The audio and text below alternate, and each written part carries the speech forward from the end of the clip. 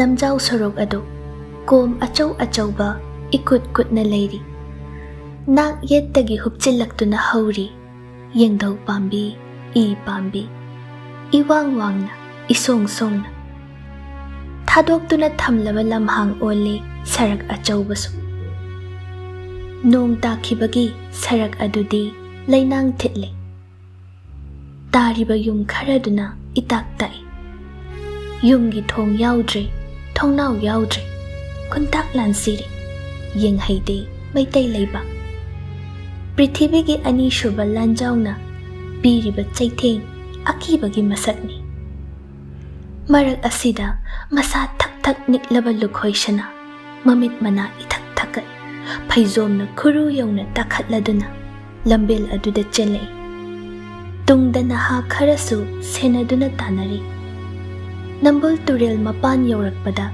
wa wa launare nupi macha se wathok chawkhreda is onthok na tawngamida maida ikhoidi haina jakhije asigumba thaudausi tumilayo nangna kari khangdana ngangja saino nachimbadu da hek thajillakedo angang ani sina asuk prem leinaraga karigi mapai bungo mana akan aring sarubano aidi khangkhre nahana asigumba se thoklani haiba nupi macha sida tainagano magi dos leiti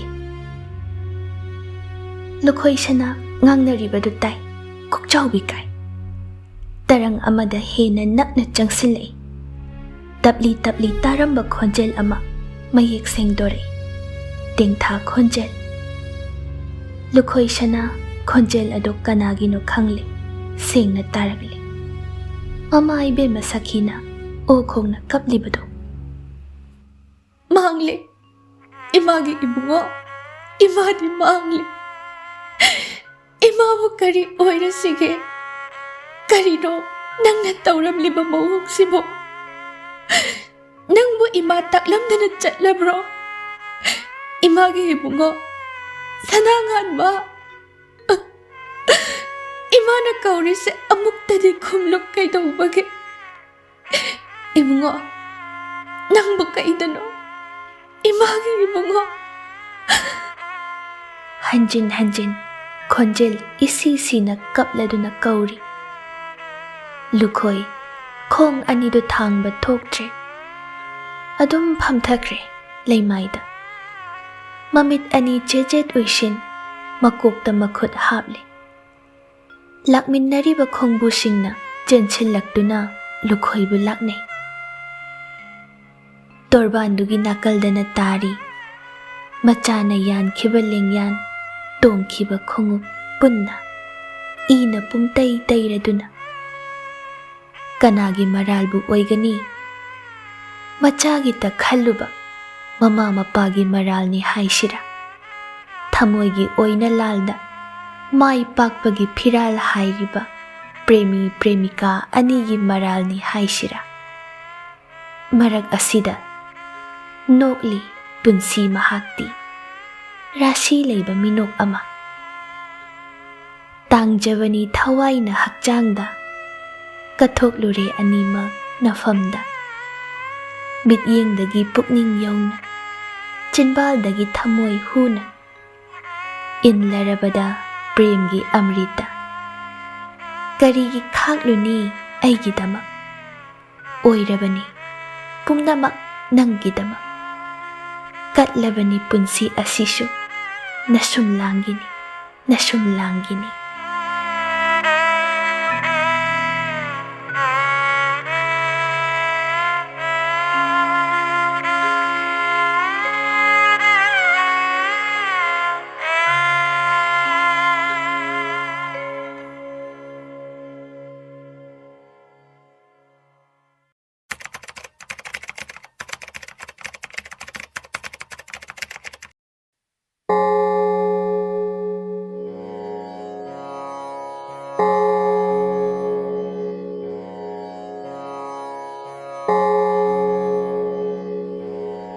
Sandhyaya changlakpagi matamni. Maikay pumba arati katpagi kangsi khonjel tanan ninli. Nong hangkibata ngairi. Akoybada layriba pumba iseng sengdoglakpa tanfamni. Lukoy shanagi shangaida meet dilli. Manggol machiduda phak apakpa amana phida thai. Lakliba singdo lingshin halli. Lukoy na imungdagi lengthorakpaga lakliba nupa khara ahal oibaduna haugatuna khoirami makhong makhut leimaida tingthokladuna. Yarene haugal. Karino Sandhyaya changlakpasida podyom thayom mayam siga yaima. Nganna lao haikibadai aiba. Ingkholda thajaba mana masingni aigya. Nanaina pijaningduna pujarakpani. Phana ngannaba hotnajabani. Aduda lamkhangda gari yadadana kuina panduna leirure. Lukhoi nakalgi chairduda famthai. Aduga lakminnariba angang nupa macha aduda yengna hairei. Atombadura masina. Ahoy, mani. Iton baduni. Khoiramunhe nupa macha. Angang do haugallaktuna Lukhoi manakta changsili. Lukhoi nokladuna. Nangbu aigida leiba hainagadro nupa macha. Hainagani aigya. Lukhoi amukka hena nokthorei. Aduga wado tap okladuna nungshina hairei. Aigya kaunu pabung shamkha kauru ngasidagi. Khangabo. Khangjinjare. Machagi mataududa tingak yenglamba yaima nonlukna haijare. Kripani agyana aikhoibu chanbibadi mapoksigi laman tonchinjare. Aduk hakchinba wahaisu sizinaganuda yaima. Kanagi kanada tonchinba lamano. Aigishu mi iwata watana lairabani. Ichani khana thamladawni. Pharene atai tokho hojik athengbasida yum hankidra. Gari phanglaroi aigya. Thoina khudong charoidaba leite yarek phamle. Aina hangatchaningba mana hayune hekta. Ibungosu yum thoglake haiba pau tai. Amuk watlibra loirabra aigya. Changlaroi. Tamgadawba loisinhalle. Adubu thabakti puhankiroi. Mirak narak bhab ama ita tadri aigi ichasi. Mi hana tinahankige. Yaima nokfet tawna. Bhagani aigya. Adudi ayamuk hanjakhrage yaragadi ibungodasu bhakti amukta kacharamge haibabu. Lukhoi hairap imung lomda onsinduna machabu kawi. Adubu khumlakte. Oiraroi khangladuna waroishin oina wahai khara makha tarei. Yararoi yaima mana thokpa mamangduna leiramlani kona unaro. Yaima machada wa ama ani sinaramle. Mapi marol haplakpa khawdune insang hapakpa khawdune pulap manggol machida thaijinduna thamlami. Angangdo mapa chatkhibaga imungda pusinbirai. Lukhoi shanagi loinabi Shakina taram kaushinbiraduna. Achauba sangaini ka masing yami. Ari anau sinabagi mamitai. Ka khuding Bengali imung amagi mawongda laiting. Paklangda thetliba pendulum clock dagi hauraga lairiba table chowkri pumba mapan lamgi laiting oina tawi. Amuksho maitai yumjawgi mawong yauri. Angang ado sakhina koipu puduna yumdugi masak tai ka masak tai. Kona thangda amata yawba machanupagi kada pushillai. Atay lairiba ka singdudagi ꯃꯐꯝꯗꯨꯅ ꯇꯣꯞ ꯇꯣꯞꯄꯤ ꯃꯥꯏꯀꯩ ꯃꯔꯤꯃꯛꯇ ꯂꯩꯔꯤ ꯂꯥꯏꯔꯤꯛ ꯍꯥꯞꯄ ꯎꯄꯨ ꯃꯤꯡꯁꯦꯜ ꯄꯥꯟꯕꯤ ꯄꯤꯛꯇꯛ ꯇꯧꯕ table ꯑꯃ ꯆꯤꯌꯔ ꯑꯃ ꯀꯥꯗꯨꯒꯤ ꯃꯌꯥꯏ ꯆꯕꯨꯛꯇ ꯊꯥꯔꯤ ꯂꯩꯃꯥꯏꯗ ꯃꯣꯟ ꯃꯣꯟ ꯂꯥꯎꯔꯕ ꯂꯩꯔꯣꯡ ꯍꯠꯄ ꯀꯥꯔꯄꯦꯠ ꯑꯃ ꯊꯥꯔꯤꯕ ꯇꯦꯕꯜ ꯆꯤꯌꯔ ꯑꯗꯨꯒꯤ ꯍꯦꯛ ꯃꯈꯥꯗ ꯊꯥꯔꯤꯕ ꯐꯃꯨꯡ ꯑꯗꯨ ꯑꯆꯝꯕꯅꯤ ꯑꯗꯨꯕꯨ ꯄꯥꯟꯂꯤꯕ ꯀꯥꯡꯈꯜ ꯆꯩꯈꯣꯛ ꯑꯗꯨꯗꯤ ꯕꯦꯡꯒꯥꯂꯤ ꯗꯤꯖꯥꯏꯟꯗ ꯇꯣꯞ ꯇꯣꯞꯅ ꯂꯩꯇꯦꯡꯗꯨꯅ ꯂꯩꯔꯤ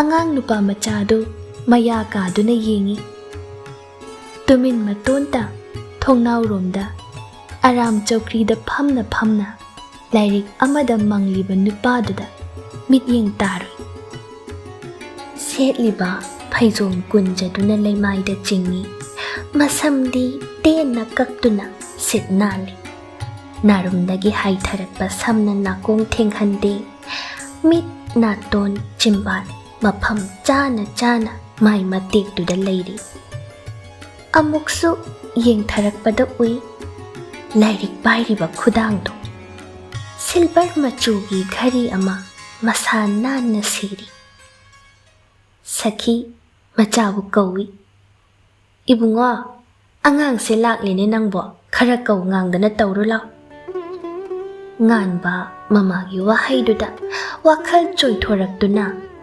ꯙ꯭ꯌꯥꯟ ꯇꯧꯔꯝꯕ ꯂꯥꯏꯅꯤꯡꯕꯅ ꯃꯃꯤꯠ ꯄꯥꯡꯂꯛꯄꯗꯨꯝ ꯑꯣꯟꯊꯣꯔꯛꯏ ꯏ ꯄꯥꯎ ꯐꯥꯎꯅꯗ꯭ꯔꯕ ꯇꯨꯝꯂꯨꯔꯒ ꯍꯧꯒꯠꯂꯛꯄ ꯃꯤ ꯑꯃꯒꯨꯝ ꯀꯔꯤꯁꯨ ꯈꯪꯗꯅ ꯈꯨꯝꯂꯛꯏ ꯀꯔꯤꯕꯨꯅꯣ ꯏꯃꯥ ꯁꯈꯤ ꯅꯨꯄꯥ ꯃꯆꯥꯗꯨ ꯃꯈꯨꯠ ꯁꯝꯗꯨꯅ ꯃꯆꯥꯒꯤ ꯃꯅꯥꯛꯇ ꯄꯨꯁꯤꯜꯂꯤ ꯑꯗꯨꯒ ꯁꯣꯔ ꯁꯥꯡꯅ ꯍꯣꯟꯗꯣꯛꯂꯗꯨꯅ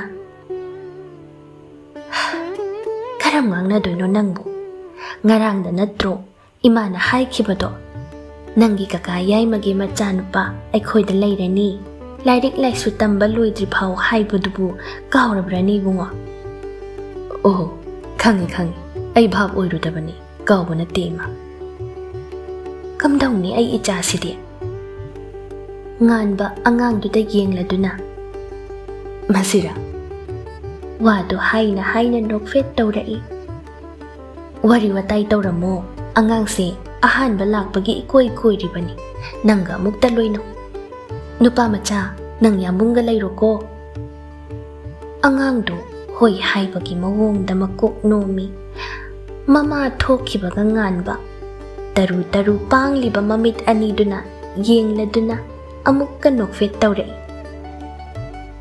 ꯃꯤꯡ ꯀꯔꯤ ꯀꯧꯏ ꯅꯪꯒꯤꯗꯤ ꯕꯤꯖꯦ ꯀꯧꯏ ꯗꯥꯛꯇꯔ ꯕꯥꯕꯨ ꯀꯅꯥꯅ ꯗꯥꯛꯇꯔ ꯕꯥꯕꯨ ꯀꯧ ꯍꯥꯏꯔꯛꯏ ꯅꯪꯉꯣꯟꯗ ꯑꯩꯈꯣꯏ ꯄꯥꯖꯤꯅ ꯍꯥꯏꯕꯅꯤ ꯗꯥꯛꯇꯔꯅꯤ ꯍꯥꯏꯌꯦ ꯆꯨꯝꯕ꯭ꯔꯥ ꯉꯥꯟꯕ ꯑꯃꯨꯛꯀ ꯍꯦꯟꯅ ꯅꯣꯛꯊꯣꯔꯛꯏ ꯑꯉꯥꯡꯗꯨꯕꯨ ꯃꯈꯨꯠ ꯄꯥꯏꯗꯨꯅ ꯃꯅꯥꯛꯇ ꯅꯛꯅ ꯆꯤꯡꯁꯤꯜꯂꯤ ꯑꯗꯨꯒ ꯋꯥ ꯃꯈꯥ ꯇꯥꯔꯛꯏ ꯅꯪꯗꯤ ꯀ꯭ꯂꯥꯁ ꯀꯌꯥ ꯇꯝꯂꯕ ꯀ꯭ꯂꯥꯁ 4 ꯇꯝꯂꯤ ꯌꯥꯝ ꯌꯥꯝꯃꯦꯅ ꯑꯗꯨꯗꯤ ꯐꯔꯦ ꯅꯪ ꯑꯩꯈꯣꯏꯗ ꯂꯩꯕꯁꯦ ꯍꯪꯒꯣꯏꯕ꯭ꯔꯣ ꯂꯩꯕꯁꯨ ꯍꯧꯗ꯭ꯔꯤ ꯑꯗꯨꯗꯤ ꯀꯃꯥꯏꯅ ꯈꯨꯝꯒꯅꯤ ꯏꯍꯦ ꯆꯨꯝꯃꯤꯅꯦ ꯑꯩꯒ ꯋꯥꯀꯤꯡ ꯆꯠꯁꯤ ꯇꯟꯕ꯭ꯔꯥ ꯍꯧꯖꯤꯛꯄꯣ ꯍꯣꯏ ꯆꯥꯛ ꯂꯣꯏꯗ꯭ꯔꯤꯉꯩ ꯍꯛꯆꯤꯛ ꯂꯥꯡꯕ ꯑꯣꯏꯅ ꯑꯩ ꯍꯧꯖꯤꯛ ꯂꯥꯏꯔꯤꯛ ꯄꯥꯔꯨꯕꯒꯤ ꯃꯤꯠꯁꯦ ꯆꯣꯛꯊꯔꯦ ꯍꯛꯆꯤꯛ ꯂꯥꯡꯉꯨꯁꯤꯗꯣ ꯌꯥꯏ ꯆꯠꯂꯨꯁꯤ ꯑꯉꯥꯡꯗꯨ ꯄꯨꯊꯣꯔꯛꯇꯨꯅ ꯉꯥꯟꯕ ꯁꯣꯔꯣꯛꯂꯣꯝꯗ ꯊꯣꯛꯂꯛꯏ ꯅꯨꯡꯗꯥꯡ ꯋꯥꯏꯔꯝ ꯀꯩꯊꯦꯜ ꯀꯥꯕꯒꯤ ꯄꯨꯗꯣꯟ ꯊꯥꯎꯃꯩ ꯄꯨꯗꯨꯅ ꯆꯠꯅꯩ ꯏꯪꯂꯤ ꯏꯪꯂꯤꯕ ꯃꯥꯂꯪꯅ ꯍꯛꯆꯥꯡꯗ ꯌꯩꯕꯗ ꯑꯅꯧꯕ ꯄꯥꯡꯒꯜ ꯍꯥꯞꯂꯛꯄꯒꯨꯝ ꯇꯧꯔꯤ ꯑꯁꯨꯝ ꯉꯍꯧ ꯉꯍꯧ ꯂꯥꯛꯄꯅ ꯇꯦꯔꯥ ꯂꯝꯕꯤ ꯌꯧꯔꯛꯏ ꯅꯝꯕꯨꯜ ꯇꯣꯔꯕꯥꯟꯂꯣꯝ ꯌꯧꯁꯤꯜꯂꯛꯏ ꯐꯅꯗꯤ ꯁꯥꯡꯂꯤ ꯋꯥꯔꯤ ꯁꯥꯟꯅ ꯁꯥꯟꯅ ꯌꯧꯁꯤꯟꯈꯤꯕ ꯈꯪꯍꯧꯗꯦ ꯊꯥꯕꯜ ꯌꯥꯝꯅ ꯐꯕ ꯑꯣꯏꯗꯦ ꯅꯣꯡꯖꯨ ꯊꯥ ꯑꯣꯏꯕꯒꯤꯁꯨ ꯑꯃꯝꯕ ꯂꯩꯆꯤꯜꯅ ꯀꯨꯞꯇꯨꯅ ꯂꯩꯈ꯭ꯔꯤꯕꯅꯤ ꯃꯔꯛ ꯃꯔꯛꯇ ꯃꯤ ꯆꯠꯄꯒꯤ ꯊꯥꯎꯃꯩ ꯄꯨꯗꯣꯟ ꯃꯉꯥꯜꯅ ꯍꯥꯏꯐꯦꯠ ꯑꯉꯥꯟꯕ ꯄꯤꯔꯝꯂꯕꯁꯨ ꯃꯤ ꯇꯥꯛꯂꯕ ꯃꯇꯝꯁꯤꯗꯗꯤ ꯄꯨꯡꯃꯝ ꯃꯝꯈ꯭ꯔꯦ ꯉꯥꯟꯕ ꯕꯤꯖꯦꯕꯨ ꯃꯈꯨꯠ ꯁꯝꯂꯗꯨꯅ ꯃꯥꯏ ꯂꯩꯊꯣꯔꯛꯏ ꯃꯌꯨꯝ ꯍꯜꯂꯁꯤ ꯍꯥꯏꯗꯨꯅ ikhang khanghaudana minil khara tare nganba karino haina amamba maraktuda laksinaba hotnaringai ikhang khanghauda sahum oi kari oi chensin lakpagi minil amaga loinana phizida kanagumbi amana yalai aduga nason pitna ton labi kanagi khonjelda aibo amukta kallo tada paukhum piba nangdringai maikai khangda nupa khara hupchilai walan ngangnaba nanghaude sapu kallaba pochak amana nganbagi makokta tharai busy nganbabu makhut paiduna chingthoklaga lamna chenthorakli mafam adudagi nganbadi tarang amada thokliba karino bhap tadre kokta yaikhiba mafamdo makhut namana paishiladuna busy bu lapna puthorakli lapthorakli khanglaba matamduda lepladuna sor hondoi makhuttusu chotli tawrekli I thoklabra Dr. Babu yumda halasi ayamna kire amuktang di changsillaga yengningbani adubu angangduna kire haibadudha nganba mayumlomda lakli amuk hanna yengludre changjafam niraklibi mahaki khudang kanthoklamlaga chelakpa pangdaba olabra ison sona upai leihaudrabido laibak thibi oihaureko pambom tingna leplamlagana kari oiramba nganba wakhal mayamduda tauduna lai adubu jimbal wangmadi lalakti bizeda onsinduna wahai amakhakti hairai imada takthokanu nupa macha kaishu leitana nungsa thinabani wahaido thongan yoba phawba hanjin haiduna angang duda bhapta hali wa meli